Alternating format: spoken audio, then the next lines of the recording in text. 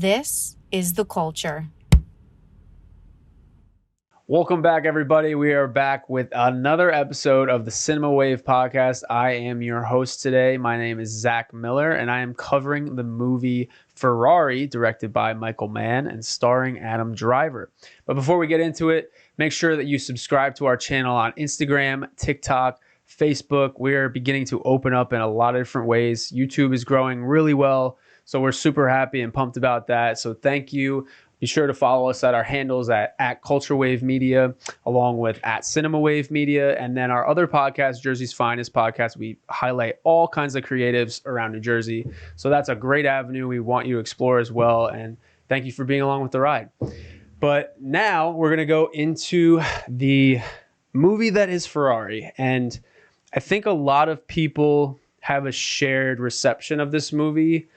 Michael Mann is one of those filmmakers, like many of these other old-timey directors that have been around now for 30, 40, 50 years, like Scorsese, like, the pairings with De Niro and Spielberg and like all these other big actors, directors that have been in the business for such a long time. They've put out some great work. Their resumes are huge.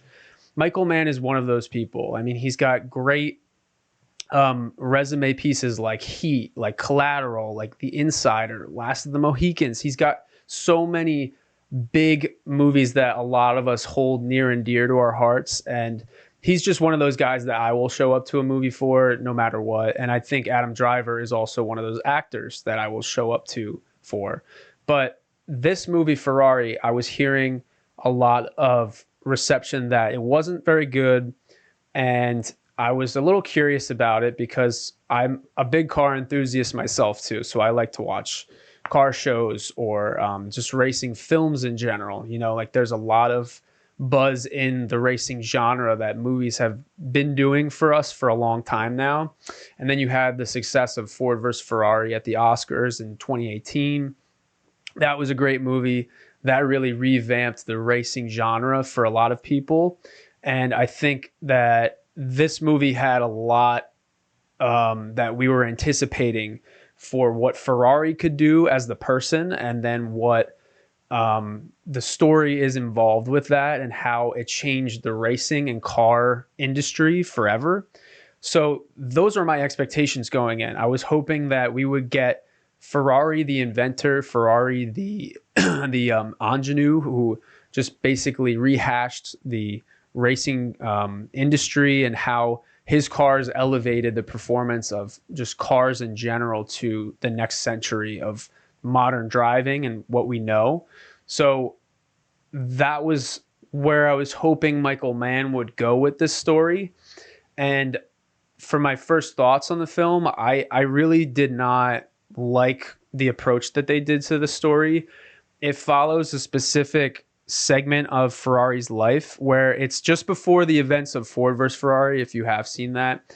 And it's kind of his upbringing and rise to major claim that he is fighting to get his foot in the door of the racing brands and stuff like that. He's trying to input all of his cars into big races, make his cars faster, testing it. And I think that the plot that they laid out for it did not necessarily feel like the stakes were very high at any point for Adam Driver's character. There was a little bit in the shadows that if this doesn't succeed, he might go bankrupt, and he's leveraging his company stock with his wife. And then there is probably the biggest part of the plot line is the affair with Shailene Woodley's character, and Penelope Cruz is in the middle of that. So that I was not a huge fan of, with how much screen time the affair ate up, I guess, for a Ferrari movie. And I think other movies, you can really do that correctly, but when you're showing up to a Ferrari movie, you're trying to go see the cars. You're trying to go see what made Ferrari special. Why did he do the things that he did? And why is it so renowned? So when you have a racing film too, of all things, you're going in there for the thrill of an action movie, but not necessarily the explosions or the over the top special effects. You're trying to see what made these cars so embellished into our our perception of driving and racing as a whole. And why is this so important? If I was going to introduce somebody to the automotive history, Ferrari would be at the top of the list of one of those big names that you hear about so much, but you might not know all the information. So I didn't have a ton of backstory on Ferrari's upbringing either. They kind of jump from his early racing. In the beginning, it kind of opens with his early racing history. He's in these very antique, probably 1930s racers, and they're those classic old school, like almost Chitty Chitty Bang Bang style, like models of the cars, and just how they're definitely not going too fast, but that was how early racing was. And then it goes through a title card of his life before and after the war, and suddenly his company is in. And I was a little shocked at that too, because I thought it was going to be more catered to his rise to power and plugging himself into how racing was going to be changed forever with his name and what he did to technologically advance the cars. So I think that they skipped over a lot of his legacy that he left behind. There are moments in between where he sprinkles in, like, okay, this is how you do the engine. He goes into a blueprint with Shailene Woodley's son, and he goes, okay, like, this is what we're doing to make the cars go faster with the engine. But that was kind of it, like that wasn't the inventor of Ferrari that I wanted to see all of. That was nice that they tried to incorporate some of it, but I wanted to see a little bit more of the science. I wanted to see guys just working on cars a little more. And I think that was a missed opportunity. And just going into Adam Driver himself too. I love Adam Driver. I think Adam Driver is a great actor. He's probably one of our best working actors right now. I just think that this movie was a little bit of a miscast for him. I've seen trailer clips of House of Gucci, and that was a similar movie where he's at least doing an Italian accent and he's just being incorporated into a different historical context. But just from those trailer clips, I was a little underwhelmed by his accent and his approach to like trying to cover an Italian family and that kind of thing. So I was a little thrown as to why they would do it again with Ferrari. With Ferrari, there were points where his accent was very hard to distinguish and he was muttering almost, and that was definitely challenging to make out what he was saying. And that was also attributed to just how the sound design was handled. The sound was not very clear at points too with the dialogue. There's actually a couple of times I caught myself looking at mismatched ADR with how they would match certain dialogue to. There was one actress with her face it did not match the dialogue at all. So I noticed that was a problem a little bit throughout the film. And then just going back to Driver, I think that his performance was very flat the whole movie. And I want to say that's a lot attributed to the screenplay, because there wasn't a growing arc or lesson that he learns by the end of the movie. There was no moral obligation that he found by the end, and that, these cars are dangerous and, they might kill people. By the end, he continues with his same quest and he hasn't really learned much. He's just kind of been handed an event of, okay, I went through an affair that didn't work out. That was rocky. I went through a couple people dying for my cars. That was rocky. Yeah, I got through it. But I didn't feel like he was learning any of that impact on his life, although I felt like that was what they were trying to do with the stakes. There was a number of people that got close with him that would die in the racing car accidents. He seemed very unaffected by that. And I know that he is the owner of a major company, but when you're trying to dramatically present the story, I wanted a little bit more that he was being emotionally affected by it behind closed doors, and that yes, this is a part of Ferrari's life that they highlight, but my assumption would be that he would have learned from those mistakes, especially when you're playing with life and death, and then you're wondering why you're trying to make an automotive industry as big as you are, and then people die for it. So I didn't feel like there was any levels to his performance. It just felt like, okay, get in the car, someone died, all right, on to the next person. And it felt the same way with how he handled his relationship with Penelope Cruz. Penelope Cruz is fantastic in this movie. I think she is probably the best part of this movie, and she deserved a little bit more screen time. But yeah, he just kind of brushes her off. He's doing his business, doing that kind of thing. And, then he's on to Shailene Woodley, and Shailene Woodley is just kind of the femme fatale in a way of just, she's eye candy and she's just being treated as like, yeah, okay, I'm around for this.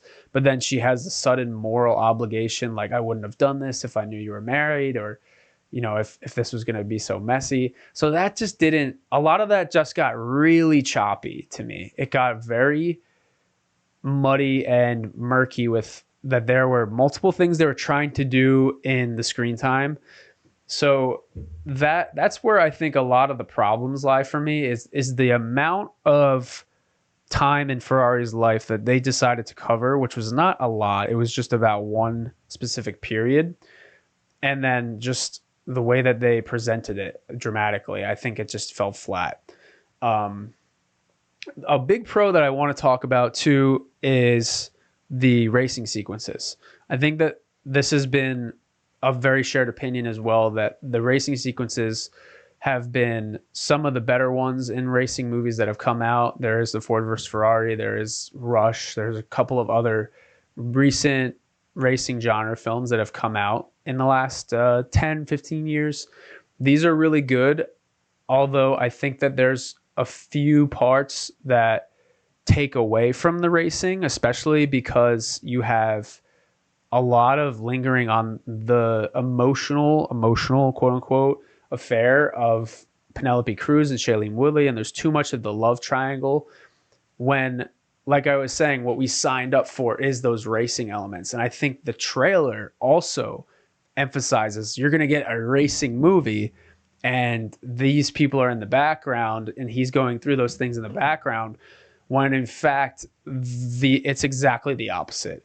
They frame it as more the relationship at the front and then the racing in the background, which begs the question, like, why take so much time for that? And Ferrari was such a big person, especially for Italy. Like, why focus on just the affair? Because clearly the way that it was dramatically presented, it didn't seem to affect him as much as they wanted it to.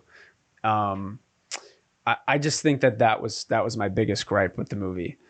But yeah, and then I do want to talk about Penelope Cruz too, because Penelope Cruz was sensational. I think she's great in just about everything that she's in, and she's another name that when you see her in it, okay, they're stacking up a pretty big cast. They have her with Adam Driver and Shailene Woodley, and then they have even Patrick Dempsey shows up at one point. This cast is very good. However, I think it's still the screenplay. And I think also Penelope Cruz didn't get enough limelight and she didn't get enough spotlight for the movie. There's a lot that she is just casted away as the common housewife. And I think that was a little dull to me because we've seen that before, and we've seen a wife just go through a divorce and, like, they don't say much about it. And yes, she's grieving her son and her brother that they lost, but the emotional gut wrenching things that they were trying to get out of it didn't come through because I didn't feel like they were properly handled, and that's kind of going to the rest of the film as well. So I just feel like that was a little bit of mismanagement on Michael Mann's part, but if those elements were clearer and if there was a little bit more racing, there probably needed to be like 80% racing compared to like the 40% that they did. So I wanted more of that. I think that was essential to this to work. And then Yeah, there's also something that I was thinking about because I didn't love Adam Driver in the role. I was thinking about other actors that could potentially play Ferrari. I was thinking about either Roberto Benigni or maybe even F. Murray Abraham because he has phenomenal work in Amadeus and then he just did White Lotus season 2. He's awesome. I think both of those guys look like Ferrari. They definitely resemble him, and they can definitely bring that emotional impact. But there's just a lot of moving parts in this movie that just didn't feel cohesive. I felt like the script was a little uninspired. It didn't have much to say about anything. I think it's almost similar to Ridley Scott's Napoleon, which we were reviewing this year as well, is that there was a lot packed into one thing and they were presenting events that happened, but there was never something they were trying to say about why this was a bad thing for Ferrari. You know, like, was the greed getting the best of him? Was it a lesson to or a message to other people that, oh, greed is a bad thing, it costs people lives? I didn't get that by the end of it because we know that Ferrari goes on to do much more for automotive racing after the events of this film. So there didn't feel like there was something presented to the viewer that there was a big takeaway from, and for that reason, it felt like a little bit of a waste of time. But if you're into the racing genre, I would still recommend the movie. I also did see there was that whole controversy about Adam Driver getting that one question from a reporter about the CGI being bad. And even though I don't love Adam Driver in the movie, I commend him for not throwing his own crew under the bus because I think that the reporter wanted to get a reaction out of Adam Driver and for him to say, oh, yeah, you know, the CGI looks bad. Like, he's not going to say that about his own movie. So, you know, the CGI was a little bit noticeably off, but I don't think it made the movie any worse necessarily. I think there were still really good practical elements of the car racing and the rigs that they tied to the cars, but the CGI, it could have been better for sure. There's been better CGI, but I wasn't overthrown by it, overblown. I think there was a big controversy blown out of proportion, so it didn't take away from what was happening. And there was only a few scenes where CGI is noticeably like not great. So I don't know. That wasn't my focus as the cons for this movie. But yeah, I think I also think that if you are into the racing genre, take a look at just the pulse that Ford versus Ferrari does and the pulse that Rush does for this. And even some of the earlier Fast and Furious movies do, because those movies just have that edge and energy to driving and how is a driver going to manage certain situations? How are they getting around turns? How are they getting around weather conditions? Even in Rush specifically, there is a lot more to his character that he's leveraging in those situations. Like, he has to think about his ego. His ego is actually playing into the race, that he's so cocky, he thinks he can win, which ultimately ends up affecting his health and that type of situation. Ford versus Ferrari, there was a lot of danger in what they were doing. And then there was also the continental battle and the backstory behind that of like America versus Italy, and we have to make ourselves solidified as a country and show that we can compete with these people. So there was more subtext to those movies that does not translate into this one. I think those are good comparisons of that. They needed that punch of the racing along with more depth to their protagonists. I just didn't feel like I cared about the protagonists at all because they just felt like they weren't actively trying to change or better themselves, or they weren't making poor decisions that would dramatically affect the story later on. I just didn't feel like the cards would ever shift. Like, Ferrari just felt like he was in control the whole time, and no matter what happened, he could just do whatever he wanted and he would get away with it because he's Ferrari. So there didn't ever feel like there was stakes of him losing anything at any point in the film. Yeah, and then I just kind of want to wrap up by saying that The movie is not for everybody, and I do love Michael Mann's work. I think that he is one of my favorite movies ever. Collateral is a great thriller too. Last of the Mohicans was something outside of his wheelhouse that he just really excelled in. I do like all of Michael Mann's work. I'll always try and show up for it whenever I can. And this movie, it's okay to not be biased with. There were just structural differences that were not great compared to his other work, because you see a deeper understanding of the characters in his other movies than this one. So for that reason, I think it's just important that you look at it from the perspective of how well did they tell this story. And for a racing movie, there are certain expectations I felt like there were missed. So that's just kind of my general review of Ferrari. And I think if you're ever interested in seeing it, I think you should. But for the 2023 stacked catalog, it definitely is lower on my list for sure.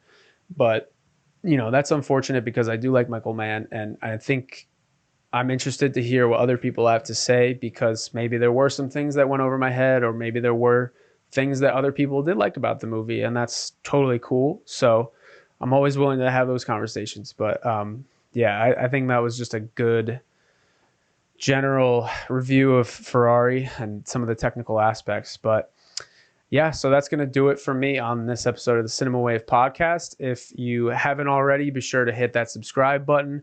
Follow us on TikTok, Instagram, Facebook, YouTube. We're on the YouTube Culture Wave Media Network. We have more podcasts coming for you guys.